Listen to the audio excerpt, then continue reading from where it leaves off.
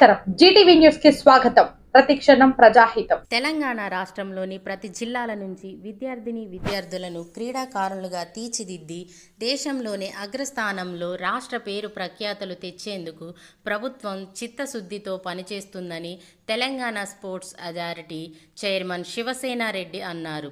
CM championship క్రీడా పోటీలను సికింద్రాబాద్ జింకానా మైదానంలో ప్రారంభించి ఈ సందర్భంగా ఆయన మాట్లాడుతూ ఈరోజు 16వ తేదీ నుంచి 21వ తేదీ వరకు పోటీలు జరుపుతామని 36 రంగాల్లో క్రీడాకారులను ప్రోత్సహిస్తూ వారి ఉత్సాహాన్ని ప్రభుత్వం గుర్తించి ప్రోత్సహిస్తుందని ఆయన అన్నారు.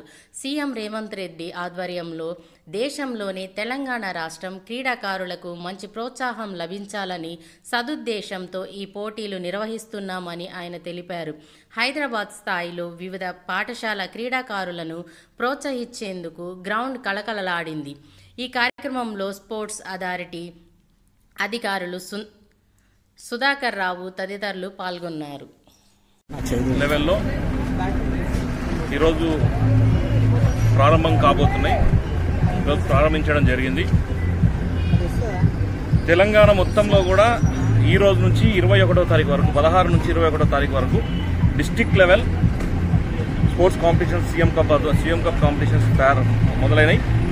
రేపు 27 నుంచి 31వ తారీఖు వరకు మళ్ళీ మిగిలిన కప్స్ కూడా సీఎం కప్ ఫైనల్గా కూడా రెడీ కాబోతుంది. ఇందులో గ్రామ స్థాయి నుంచి మండల స్థాయికి, మండలం నుంచి జిల్లా స్థాయికి ఈరోజు జిల్లా స్థాయి విద్యార్థులు ఆడుతున్నారు. జిల్లా స్థాయి నుంచి నెక్స్ట్ ఆడేది 27 నుంచి 31 రాష్ట్ర స్థాయి వరకు ఆడతారు. రాబోయే రోజుల్లో తెలంగాణ నెంబర్ 1 పరిస్థితుల్లో స్పోర్ట్స్లో ఉండాలన్న ఆకాంక్షతోనే ఈరోజు ముఖ్యమంత్రి రేవంత్ రెడ్డి గారి ఆదేశాల మేరకు ఈరోజు సీఎం కప్ని ఏర్పాటు చేస్తున్నాం. రాబోయే రోజుల్లో ఇటువంటి కార్యక్రమాలు పెద్ద ఎత్తున చేయడానికి స్పోర్ట్స్ అథారిటీ ఆఫ్ తెలంగాణ సిద్ధంగా ఉందని తెలియజేస్తుంది. ఏ మ్యాచ్లు ఆడుతున్నాయి సార్? ఆల్ డిసిప్లిన్స్, ఇదని లేదు.